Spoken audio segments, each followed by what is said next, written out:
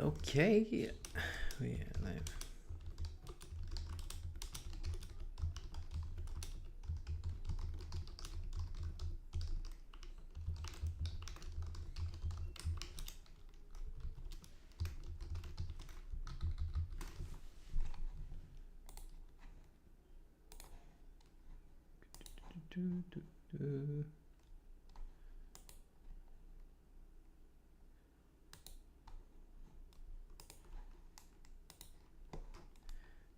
Okay, we're just getting set up here.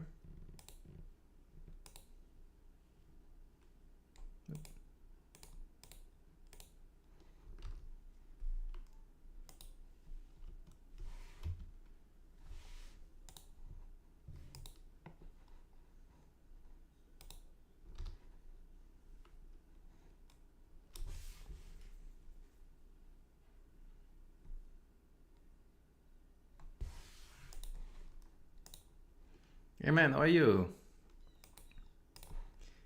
Give me 2 seconds, I'm getting set up.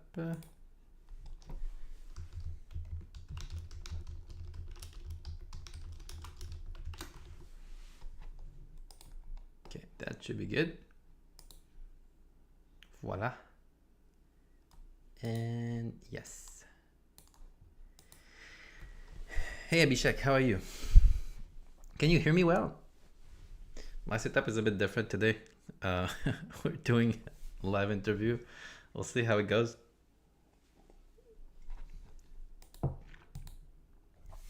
Okay, chat is over there. Okay, we're gonna start up in a few. Yeah, perfect, good, nice. Okay, so the format of today is a bit different than before. It's something I wanted to do for a while. But it never worked. Like the format is, I wanted to read a research paper and then go deep on it, explain it, and then be able to have one of the author of the paper just come in another live stream where we just ask them question to them, like related to what we saw and what we thought about. I thought it was a really cool format, and I would have liked that when I was doing more academic research. So yeah, that's kind of what I managed to do today. So today we have Yulu Gan from the evolutionary strategy for LM fine-tuning at scale paper. I'm gonna go over it a bit, and then at around 10, what time is it? In 9 minutes, it should come in.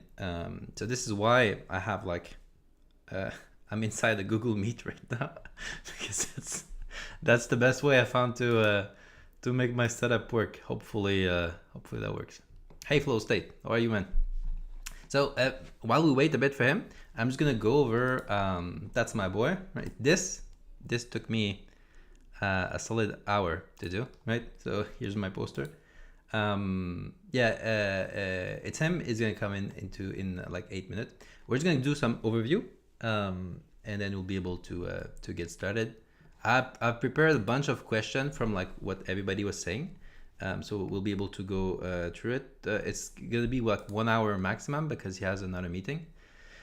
But yeah, so we're gonna do. So the paper is this one, right? Evolutionary strategy at scale, LM fine-tuning beyond reinforcement learning. And basically what happened is that they did evolutionary strategies for changing the weights of the model, like a true fine-tuning.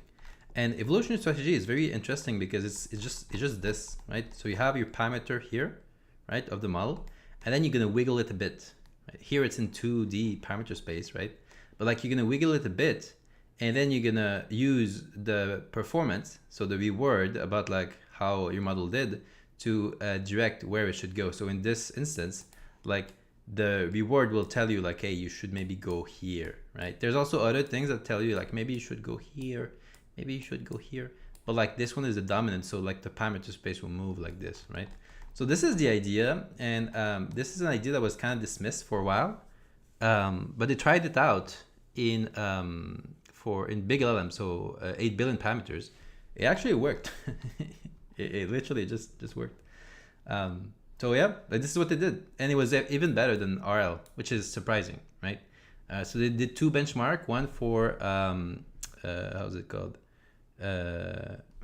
What is it called? I don't remember.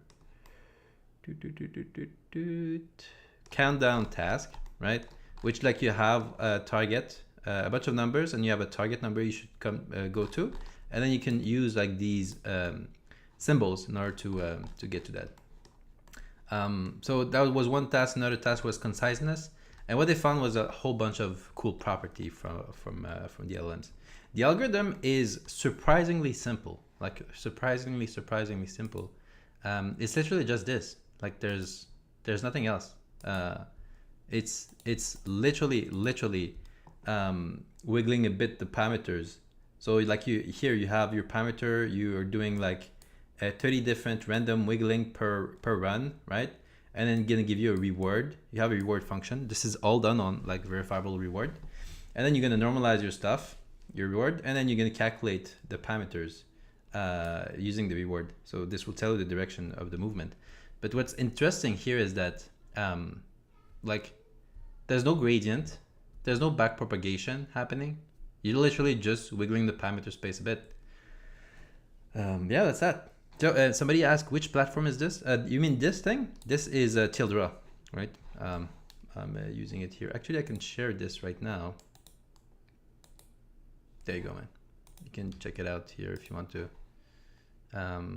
Yeah. So that's the idea. The result that like we got out of this is this thing, which is kind of crazy. So there's a lot to unpack here, but basically like the method work, right? You see like all of the evolutionary strategy work better, right? Than like GRPO, PPO, and whatever. These guys were parameter tuned for each of the different tasks, each of the different model. The ES was actually not parameter tuned for all of them. It was like there's one set of parameter for all ES run, which is very, very interesting here. So you like they did it once, and then like you get these results for all of them, right? So it's a bit less parameter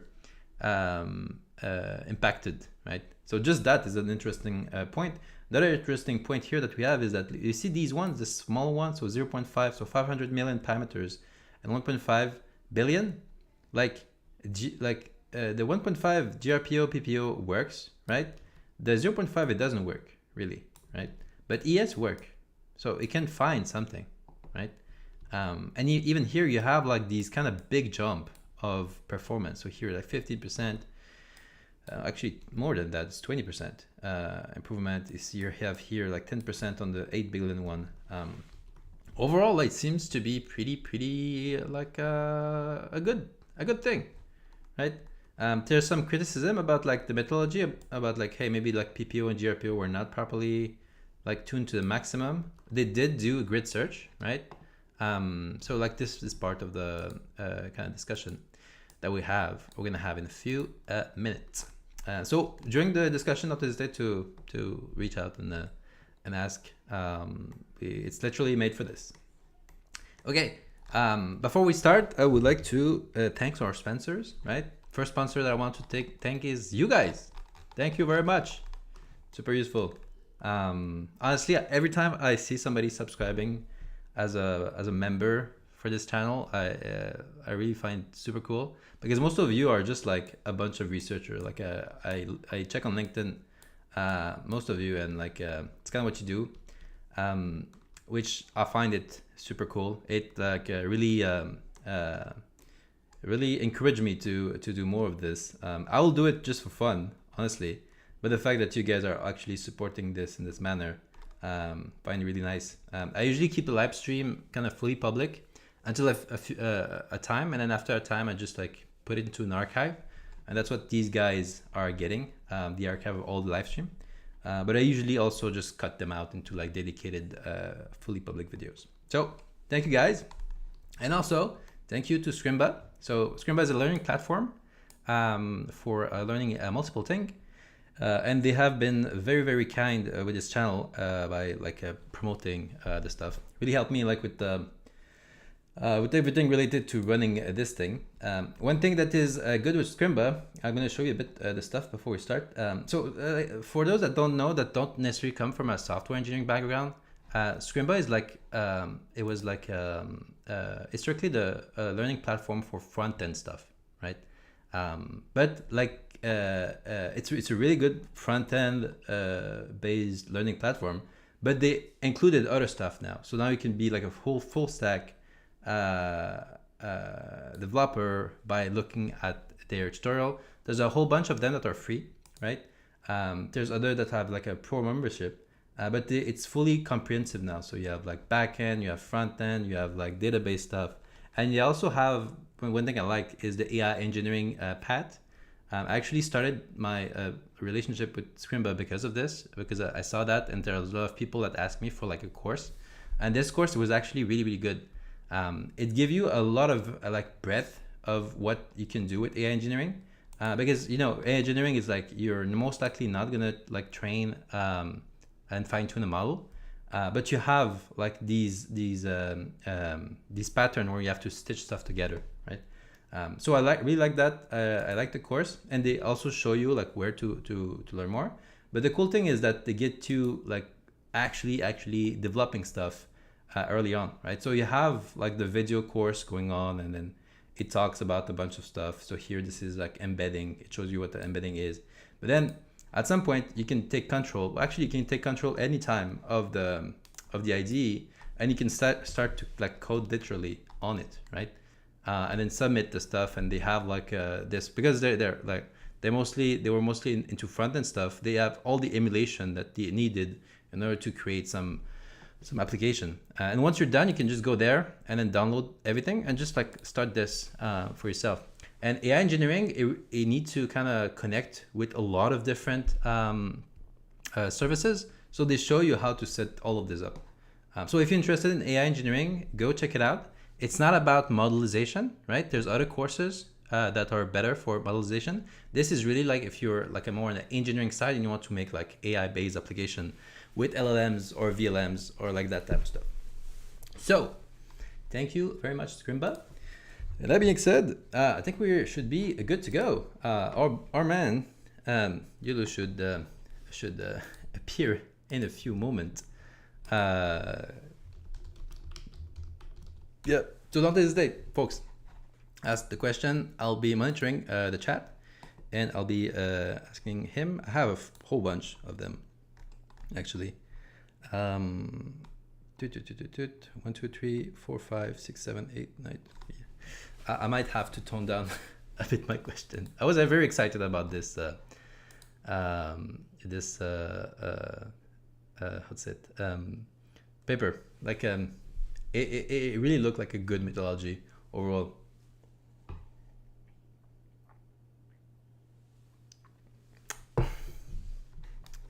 Okay.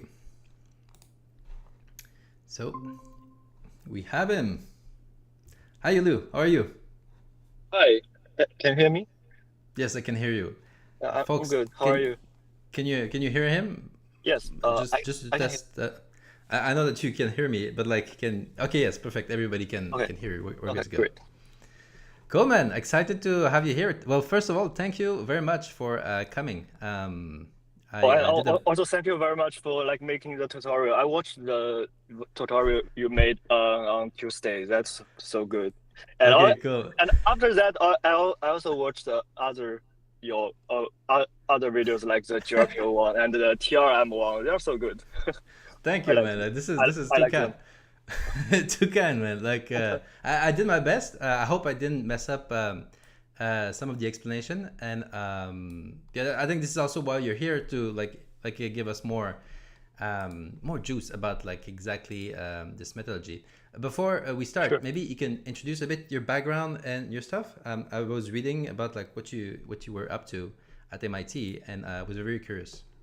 Okay, yeah, so I can briefly introduce myself first, maybe like my name is Yulu Gan, and now I'm a second year PhD student at MIT, advised by Tommy Podry and Philip Isola. And my background, actually, I worked on like several very different research topics. I began my research with robotics, and Oh, then cool. I also do computer vision, like 2D, 3D computer vision, generative model, and I also spent on almost half a year do some learning theory, and then have an internship at Microsoft to do some NLP stuff, some multimodal large language model.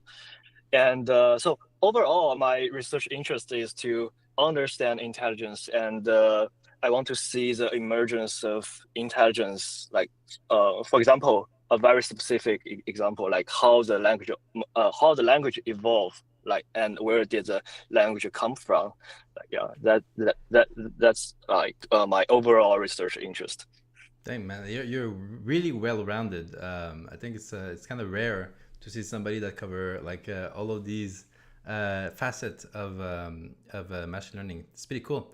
Um, with respect to evolutionary strategy for LM fine tuning, like if you had to like summarize the essence of it, like how would you describe like the finding that you had in this paper? Okay, so I think in this paper, the main takeaway is that we are um, updating a population of language models instead of like people used GRPO or PPO in the past. They sample actions from a policy model, and we can just updating the search distribution and sample language model weights from the distribution and update the whole population and make the model to work. So it's very different from the what people have done in like other RL method like PPO or GRPO. And like for example in PPO or GRPO they need reference model, value model, reward model, and but we don't need all of them. We can just update the model weights, perturb on the weights, and select the best one and do iteration. And regard the results, we can make a smaller base model to work. And we can get better performance like on countdown task and count size task as you described in your previous video before. Yeah, and like I think intuitively, one thing I really enjoyed with the technique is that like um, like when you're doing reinforcement learning, like you're outputting something, right? Like the rollout, and then this Yeah, like the sequence of it and like what you're actually outputting is important in order to do the update of the parameters. But in this specific method, you're not in the action space, you're in the parameter space, and you yeah, already wiggled the parameters. You know what you did, and you have the end also. So you have the reward at the end of it. So it's kind of what I was trying to explain to one of my researcher friend yesterday is that like what happened in the rollout, it kind of doesn't matter that much, right? It's like the end of it, the reward, and then like what you did, and you know that the reward will impact like the direction you were in. Can you comment a bit on that aspect, like the action space and the reward? Sorry, the action space and the parameter space difference? yeah. I think that's a I mean operate in action and action space and parameter space is the main difference between our method and PPO or GRPO, and so we just need a reward, and and if you look at our updating rule, we just need the reward, and we pay more attention on those noise that have higher reward. So we did not need to do some like roll out things, and I think that's also a advantage of the method, because if we do this, we do not suffer from like some credit assignment problem, Yeah. which is if you generate very long response and you need many steps to get the reward, and then you assign the credit to each token. Actually, it's very hard to optimize, and sometimes it will be unstable to train, but we do not need that. Cool, man. Can you like for people that are not familiar with evolutionary strategy, can you kind of summarize because there's I think also like a lot of like subfamilies of a technique. Can you summarize roughly the idea behind evolutionary strategy? Okay, sure.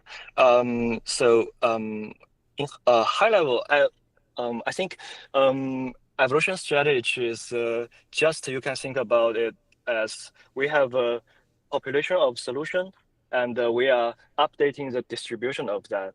Instead of update a single vector, we are updating a certain distribution, and we want um, um, I mean, like during each iteration, we are update the, for example, if we think about the multivariate Gaussian distribution, we are updating the mean of those distribution, and then after each iteration, we get a better distribution that have more solutions, which are like closer to higher reward area.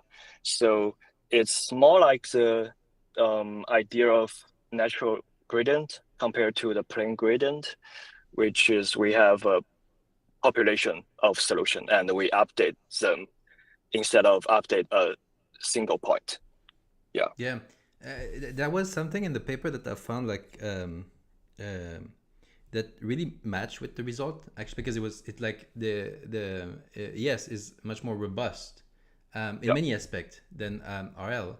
And I think you mentioned that in the paper that like it's you can take a look at think of it as like we're optimizing the solution distribution and making it more robust to like the noise than like RL that is specifically looking at like optimizing for this specific point at each of the steps.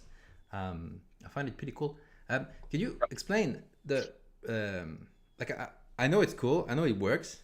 Why did you even test it? Right? Because if you look at the literature, you have Ilya 2017 that was like it works, it's super cool, but it's like more of a like game robotic type thing, right? And then you have the folks in 2019 that were like, yeah, don't try it if like the parameter or space is getting too large. But here we are with like 8 billion, and you tried it anyway. Like, what was the rationale behind actually trying this out? Okay. So I think I would say first say a very small story like behind this.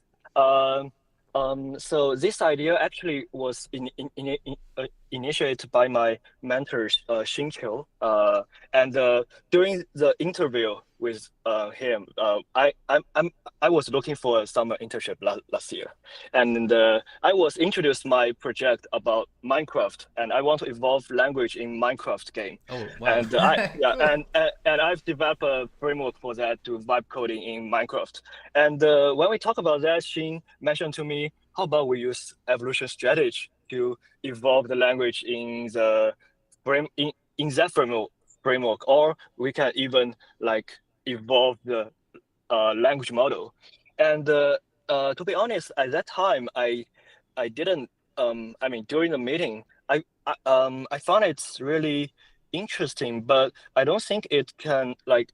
I mean, intuitively, I don't think it can work. But after the interview, I looked into some literature and get more familiar with those techniques. And the more I read, the more I believe it. Maybe we should have a try, because there are papers showing that large language models actually like they have some very small effective dimension, and also there are some super weights. Some paper from Apple, they show that there are some super weight in large language models. So RL is just to find the optimal reasoning path, which is already exist um, in the large language model. So instead of using like PPO or GRPO, those gradient based method, why not we try evolution strategy, which is more like we split a sand on the surface and then let them to find the optimal solution. So this is how it came. Wow, this is so cool, man. This is so nice. Did you end up doing your Minecraft evolutionary thing or no?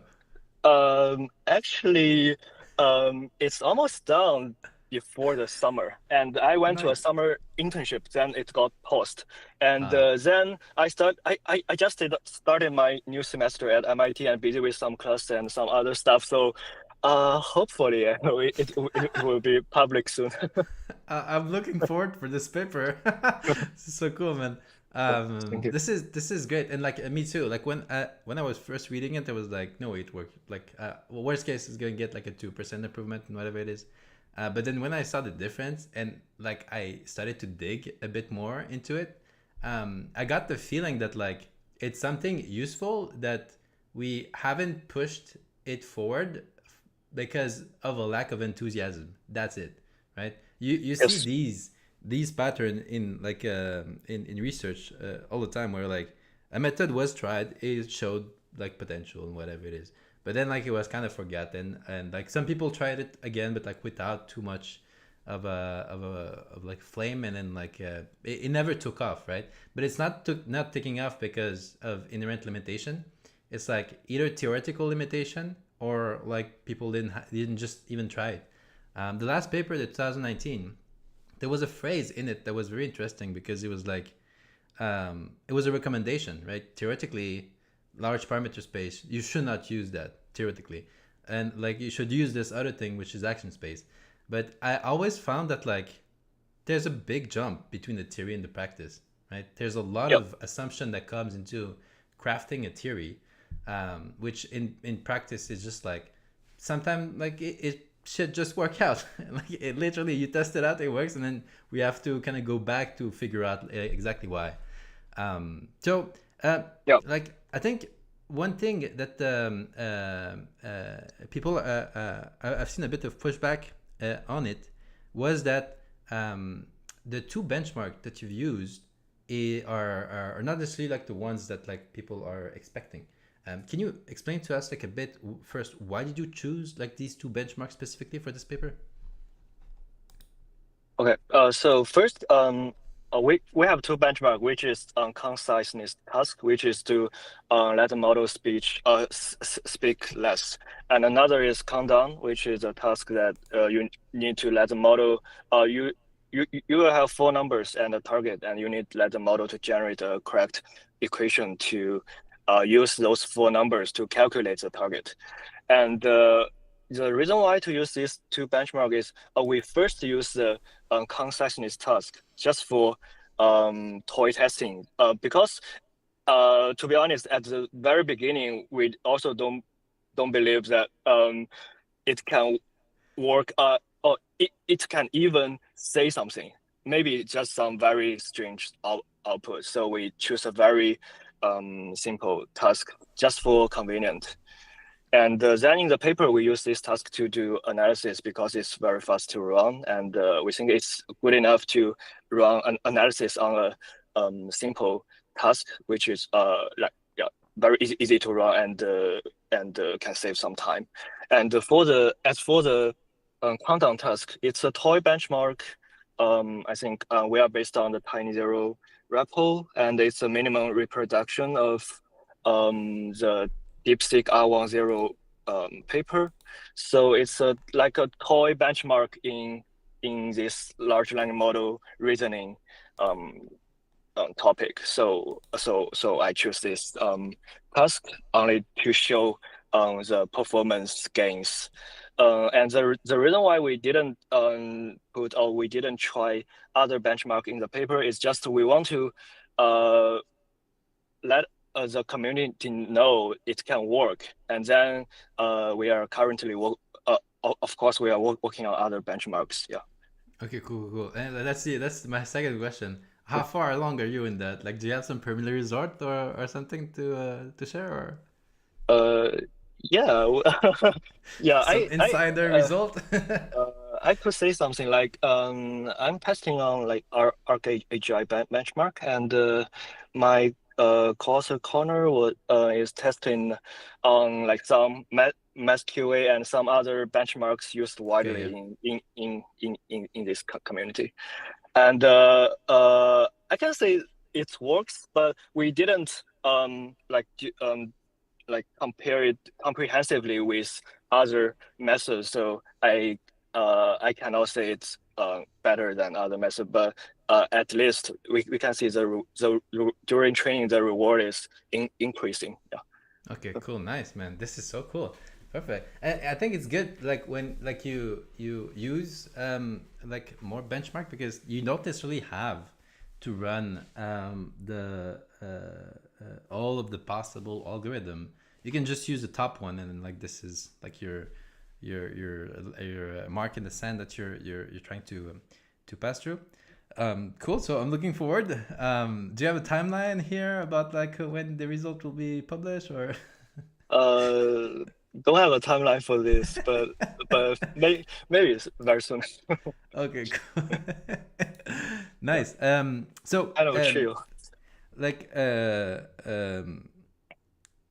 just a gut feeling. Do you think that this like method how to say it? No, I'm gonna keep this question a bit later. Like the other critique that I've seen is that like the PPO and GRPO could be like tuned a bit more, right? Hmm. In the paper. Do you think that even if you do tune it up much better with like a bigger grid search, because like they are very like a parameter finicky, right? Like they are kind of brittle in that sense. Do you think that the gap would be covered with better tuning, or like or there still will be a difference with the ES? I would say like PPO and GRPO, they are so hard to tune. And to be honest, for the paper, like I run RL experiments. It takes 90% of my time, and Okay. I only use the rest 10% of my time to run the ES experiments. So, uh, I'm sure I tried a lot of tricks and hyperparameters when when I was running the PPO and GRPO experiments, and if I just use one set of a fixed set of hyperparameter and the accuracy is so low, but I don't want the table looks so weird that some Yeah. accuracy is zero and some accuracy is very low. So I choose the optimal setting for those average numbers in PPO and GRPO. And I think I put a lot of effort on that. So I would say like it's very hard to uh, diminish this performance gap between ES and RL by doing like hyperparameters or some tricks. It's very Yeah. hard. Yeah. Because also like that's another part of the paper, because like yes, I understand the critique that like PPO and GPO could be tuned more. It's like the same critique that we hear also in like in the optimizer and stuff like that. But like the fact, and I think that this it was something that like was really good, is that ES was the same parameter on all kind of run, right? Like it was kind of uniformly the same. Yeah. Which means that like even if PPO and GRPO could have been tuned better, the ES also could have been tuned way better per like element. So like it shows two things in my view. It shows like robustness in the overall technique to like different model size and like different setup, and also that like there's still more trick that can happen, because also if I remember correctly, you haven't used all the trick from the Ilya paper. I think he did a whole lot more. So Yep. there's still more update that you can do with the actual algorithm, right? Oh yes. Actually, we remove almost all the tricks. We want to because we want to make the algorithm as simple as possible, so people can modify that easily. And yeah, so actually, we know a lot of tricks to make it better, but we didn't use that. Yeah. When I actually read the algorithm, I was like, that's it? Like, theoretically, what happened is that you just make a copy of them and then you just wiggle them a bit. Yes, that's it. That's kind of gist of it. So, if you were to, I don't know, just hot top of your head, um, like said the drawback of RL in general, right? What would like the top one be? Because like I think you spend like 90% of your time on that, so you're really aware of them. What would be the top drawback of like trying to do fine tuning on these tasks with reinforcement learning? Oh, you mean the drawback of ES or drawback of the RL? RL. RL. Okay. I think the Um, the major drawback to me is the one I mentioned before, the credit assignment problem. Because if we think about the large language model, when we let the large language model to do some math reasoning task, and the model will output long COT and finally get a final answer. And those PPO or GRPO, they just check the final answer and then assign credit to each above token. So during the inference, actually the model is doing next token prediction, and to get a tokens that have the highest probability to maximize the final reward. But if the sentence or the response is very, very long, it's very easy to go to some local minima. And also, I think this is a major drawback because in some other domain, like in bio domain, you cannot even collect the data. I mean, you cannot have the process supervision. And there are some, regarding the process supervision, there are some methods like a PRM, progress reward model, like they collect COT data with label and they want to solve this credit assignment problem by introducing some progress supervision. But I think this kind of method, they also introduce more training signals, which makes training unstable, and it's very hard to collect those data, I think. So Yeah. that's one of the major issues. The fact that the long, like, because I was at the conference on language modeling in Montreal Mhm. 2 weeks ago, and that was also a topic of it. It's like how do we make RL on a very long like a sequence and task work, because the credit assignment is truly a mess, and like the longer it gets, also like the more impacted the model is about that. So like a model with like not a really good like context window kind of are impacted by, so like you have all of these issues, which is hard to reconcile. Do you think that like it's fixable, however, like on the RL side, to like do that, like a RL on long content, on long chain of thought, that type of thing? I think essentially, if we do it in a gradient-based way, it will still suffer from those problems. Yeah, so I think that's a essential part. But um, yeah, so that's the reason why I got excited about ES. So because we don't need to backprop, we don't need gradient, we just do zero order optimization, which can totally get rid of this kind of problem. So that was also another, I don't know, like not critic, but something I had running in the back of my mind as I was reading the Mhm. paper. Like, Yeah. where are the drawbacks? like, Oh yeah.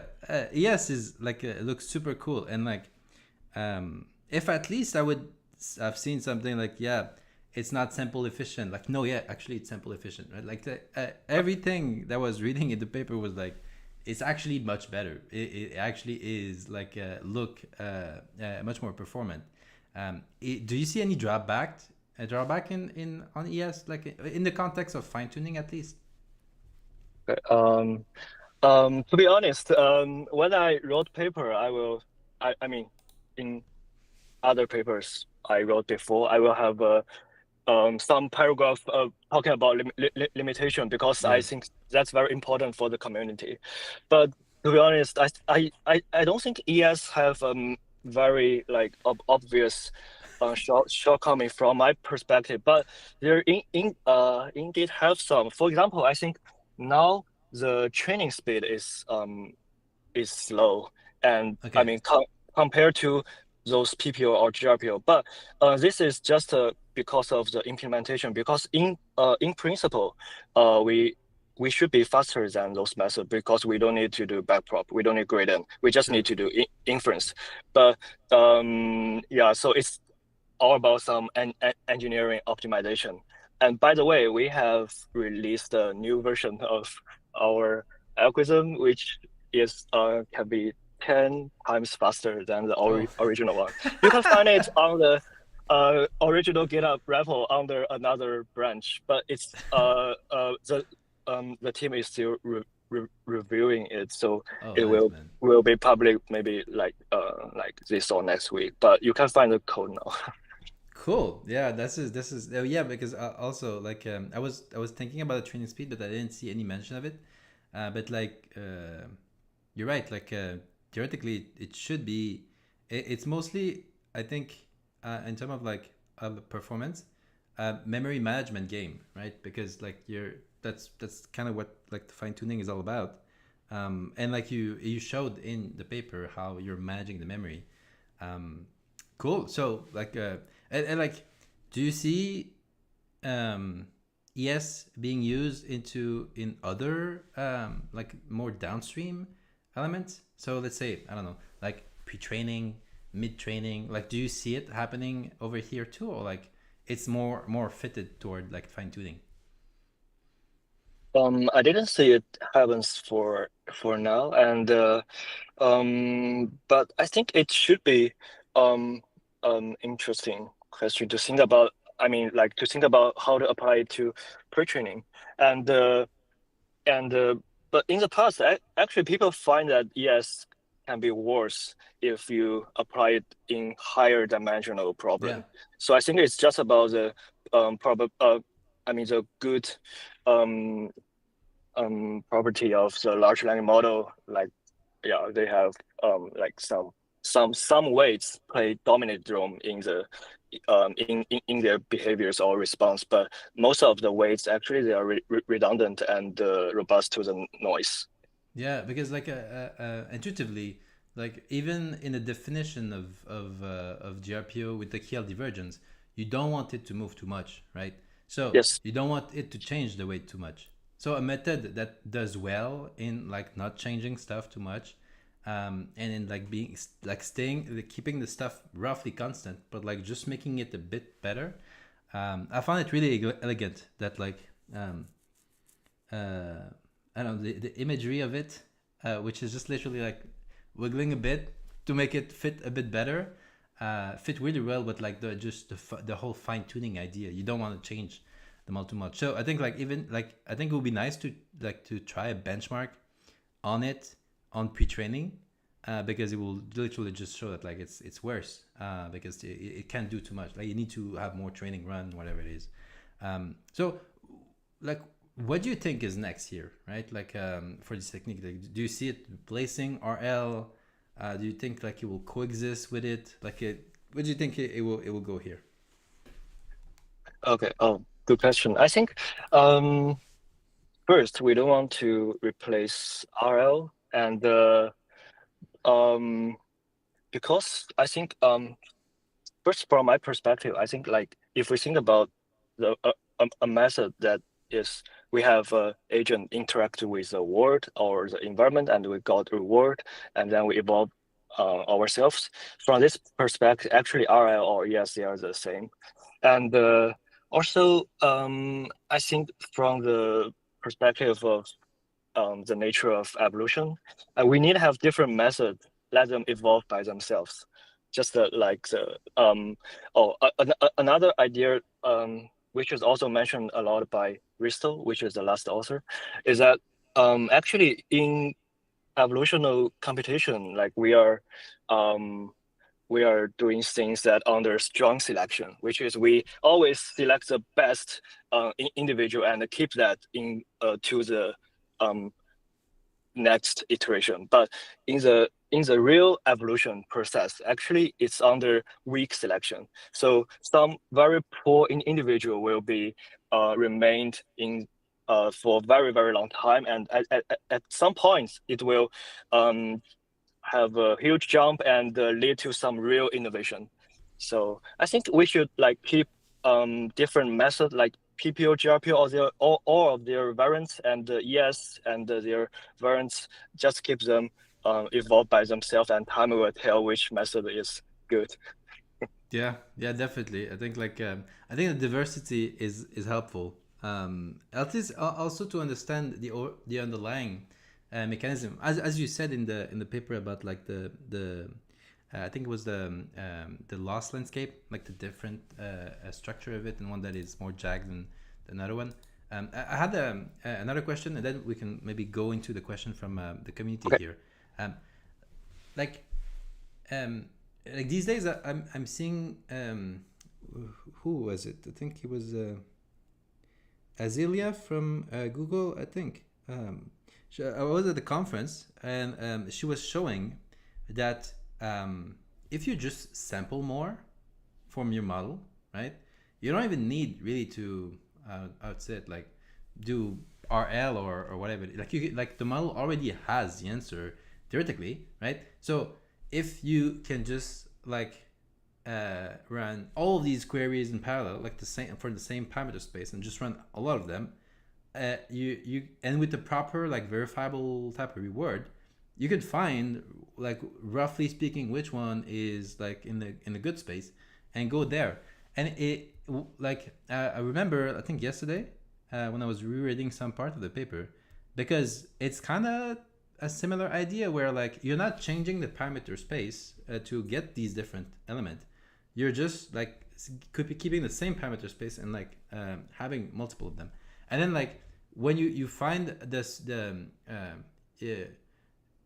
space of rewards of rollout that correspond to the higher reward, you can kind of do this averaging and like decide how you're gonna move the parameters. It really reminded me of this, but what I was thinking is that have you thought about like augmenting per per model that you spawn the 31 of the 30 of them, do multiple rollouts for each of them, right? In order to kind of have a better, I think, average of like the actual information that there is per parameters.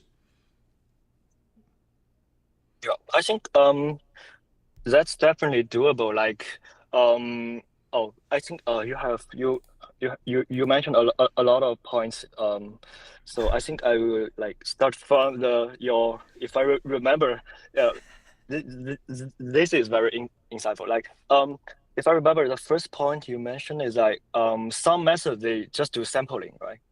Yeah. And they find it's effective enough. Yeah, I also came across some paper like actually there are several paper from DeepMind and some paper from MIT. They they also use like genetic algorithm or some evolution based algorithm to do sampling and just to Okay. select Wow. the best prompt.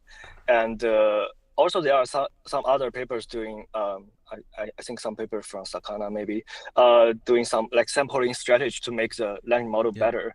And so I was thinking about this problem. I think two um there are two hypotheses. Like one hypothesis is that okay, we just need sampling. Sampling is enough to achieve um let's say AGI. And another hypothesis is it's not enough. We need to like doing some stuff like ES to modify the parameter space, or we need to do like PPO or GRPO to sample from the policy model and then update the policy model. So I think this is for me this is an open um, question, and but I do think why not just combine those two? Like we can definitely update the weights, and we can definitely to apply those sample strategy, and yeah, I think this is doable, and also this reminds me like yes, regarding your previous question, like what what did I think about the ES and the RL? I think like the evolutional method they can be I mean technically can be combined with those policy grid and RL Yeah. method as like kind of like drift term or other stuff. Yeah. So yeah, yeah, like like I think it's like a bunch of tools that we're giving these things. So like I think it also is dependent on like what we actually have. So if we have a very small model, it seems like the RL is very difficult to have any improvement on them. But like if you jiggle it with ES, it kind of work, right?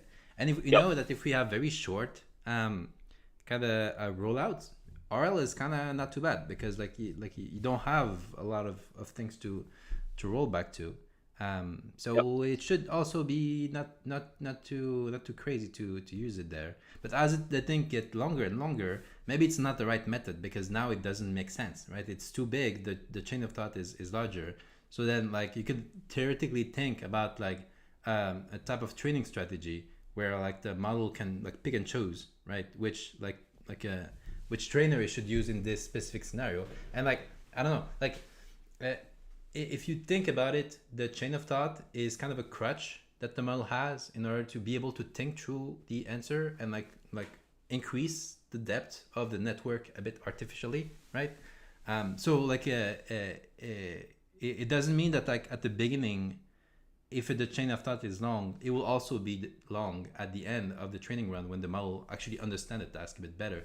So maybe like the being able to pick and choose which one to take. At the start, you do more ES.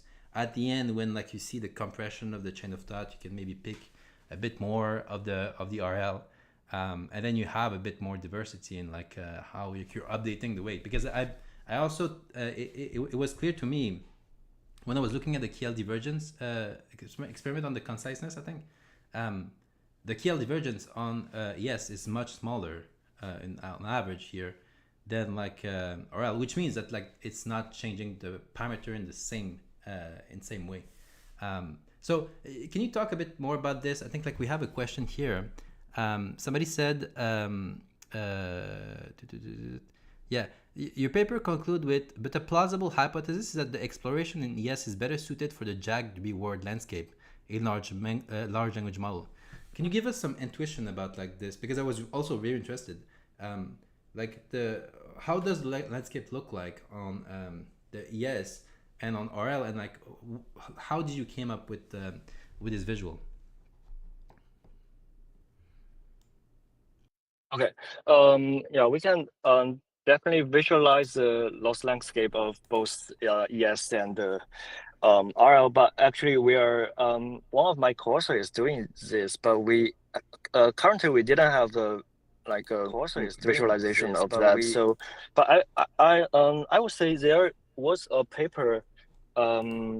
They mentioned that they find that the larger the model, the basin in the loss landscape is wider.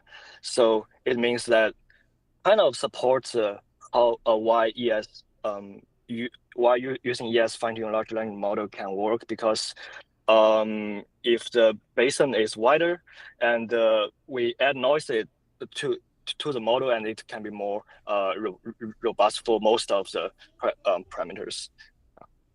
Right. Okay. So it's kind of like smoothing it out a bit. Yeah. Right. Yeah. Okay. Well, this is pretty. It's pretty cool. Okay. We have another question. What are your speculation on why ES hasn't worked well so far? Like people didn't try it at all. They had the idea, but the implementation were poor. Like, what do you think was the bottleneck to actually try this technique?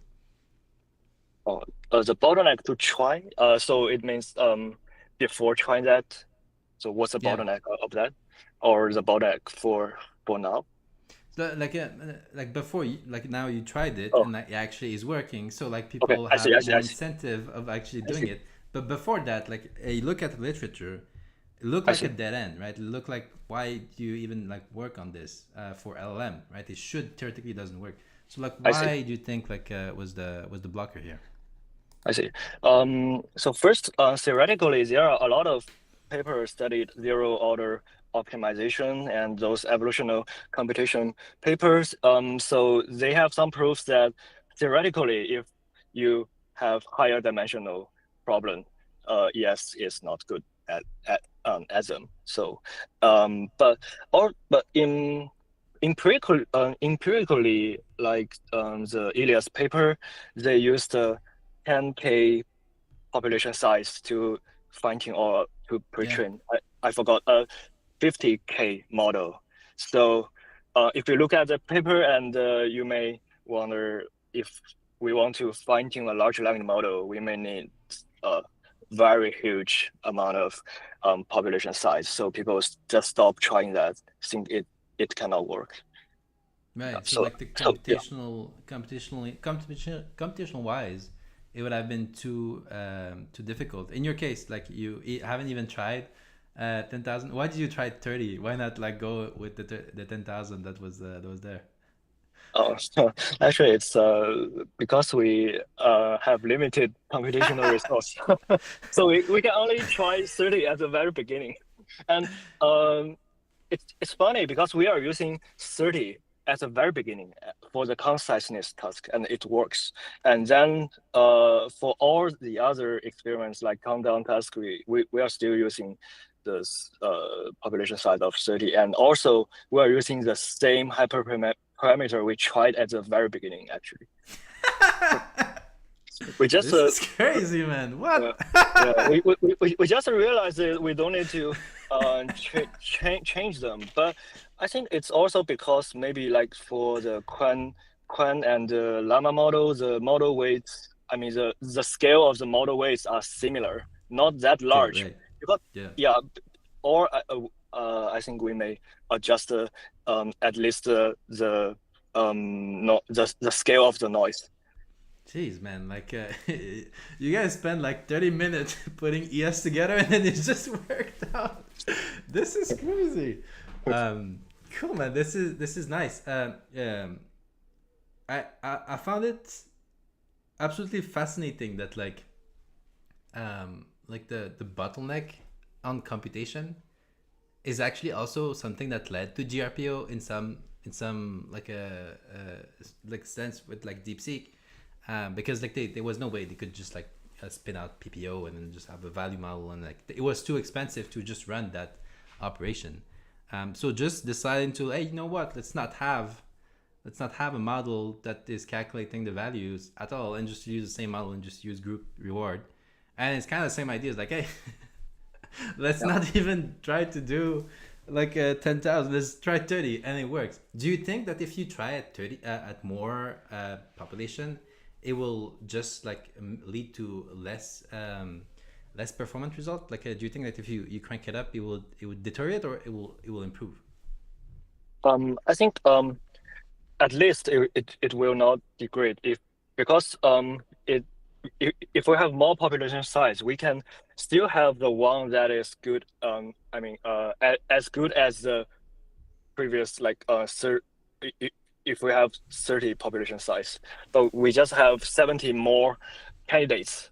That's the difference. So at least it will not degrade. But I think there is definitely a higher chance to have better performance because we have more candidates. Yeah.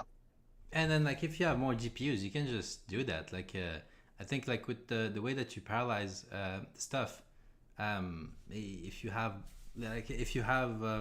like a hundred population, you get 100 processes, and then you just jam that to the GPUs, and you get like a more cleaner reward, I think, direction at the end, and that's pretty much it, right? Like I think it's just a matter of the size of computation that you have available. Yes. We have a question here.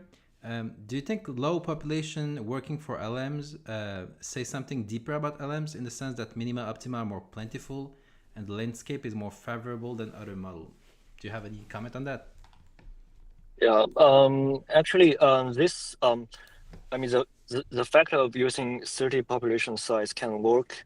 Um, I it's very interesting to me because I think it can make us to think about and to understand more about large language model.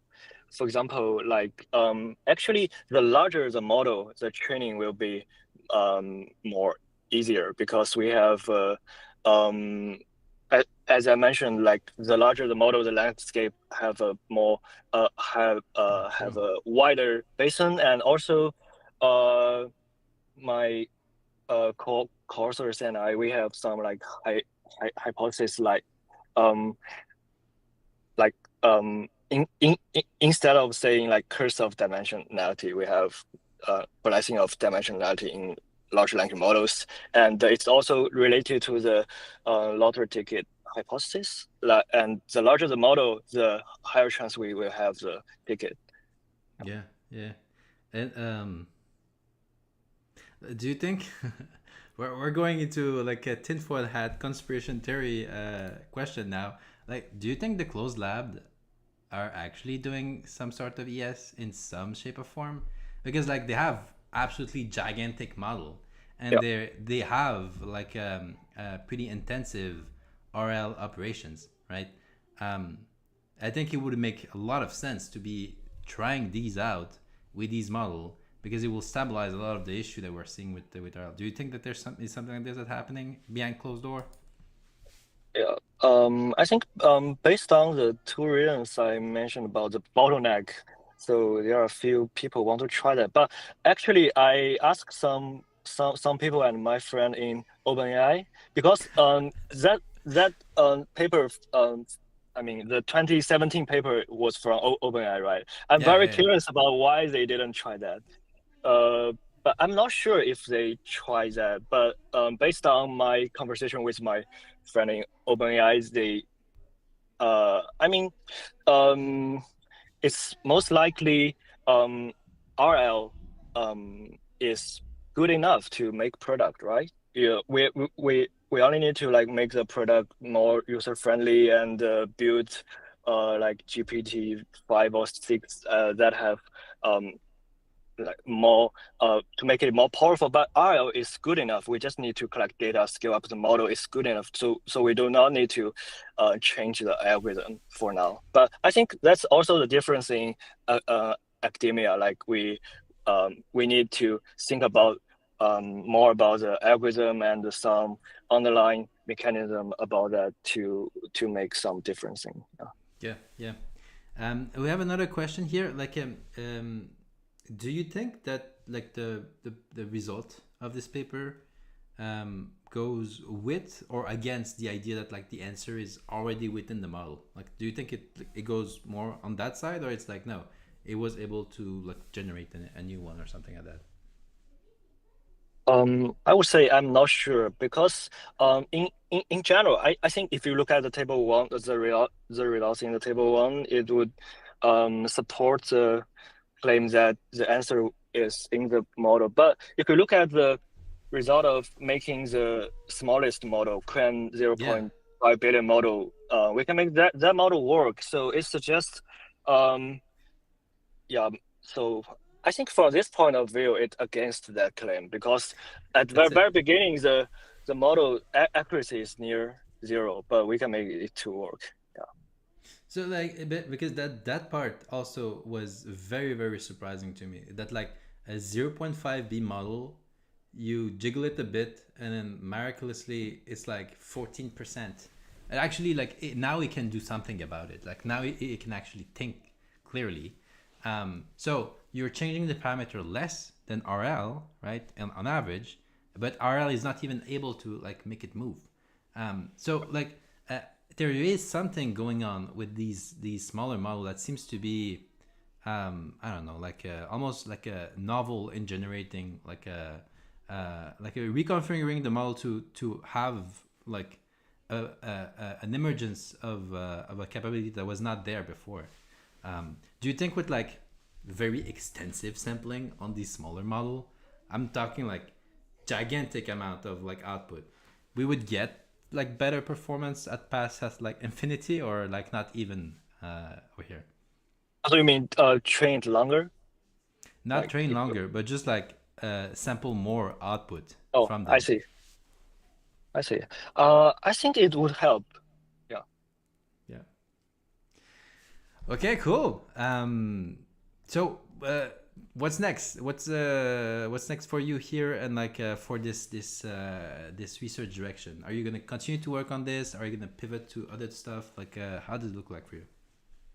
Yeah, I will continue work on this because this is really I feel really excited about this direction and yeah and but I think personally I will like focus more on like to think about like how the natural evolution did and want I want the algorithm to get closer and closer to how the real evolution work, and also in the short term test it on more benchmarks, and also have a bunch of ideas to think about. I just had like the randomest tangential idea. Do you think that ES has a place in continuous learning setting? Because like from my point of view, like one of the issue we have when we are dealing with like the system is that like you don't want to fuck it up. Like you don't want to mess up the algorithm as it is running. And if you're playing too much on the RL side, you're gonna lose some of the capability. While if like, because this is all inference, we're not like training the doing backprop, calculating gradient, whatever it is. Like I see a world where like you're just using the model and then like you give feedback and whatever it is, and then you use this feedback to jiggle a bit, right? Not a lot, 30, whatever it is, and then it just updates its parameter, and now it's gonna get like a bit better over multiple kind of interaction with like multiple people. Do you think that there's like an angle here for it being used in continuous learning setting? I agree with that. I think it would be a good fit to continue learning, and as like people find that RL is better than SFT on continual learning, but as you said, RL can have some catastrophic forgetting problem, and but I think ES should be more robust on this question, because we are updating a group of solutions, and if you sample solutions from those population, and the average performance is good, and it also move less than RL, so it should not hurt that I mean other the performance of other tasks that much. And I guess like if you I'm imagining like I don't know, like a setup where like OpenAI, like I don't know, Grok, whatever it is, where they're embedded in a setting where they can get feedback pretty like easily, like on a large scale. Like there seems to be also a robustness that you can get from jiggling like for like a whole batch of these, but also like including very different type of task, right? So if you always have the same task and you're jiggling only on this direction for continuous learning, I think eventually you're gonna like mess up the model too much. It will be very good here, but like you're gonna lose the generalization. But if you're in a setting where you can get feedback on like everything that is happening, right? The coding stuff, like the grant, like the writing stuff, like the image generation, whatever it is, right? You're gonna be able to kind of wiggle your way. I don't know. Maybe it's this, right? Maybe we're gonna wiggle away through AGI in this. Yeah, In this yeah. Actually, just for fun, I did try some. Like I I set up different reward using ES, and just to see how it goes. And I have some interesting result about that. Like sometimes I set up different the reward, and the reward is not directly related to the performance, but it can also improve. So that's interesting. Okay, man. This is also. I think also like the Quen model had this thing with GRPO where like the reward could be random, and then because of that, like it will get kind of still be able to converge toward the better model because I don't know, it continued to cook in some sense, like because of how it was trained before. So it will make sense that you can still see that in with ES. Cool, man. This has been super good. Very thankful for you to have come here. Super excited about this research direction. Anything you want to close with? Some insight, something you want to share before we end the stream? Um, yeah, I think thank you so much for having me, and it's a very nice chatting. And yeah, I'm very excited about like talking more about the evolution stuff, and in the future, offline or online. Yeah, so let's keep in Perfect.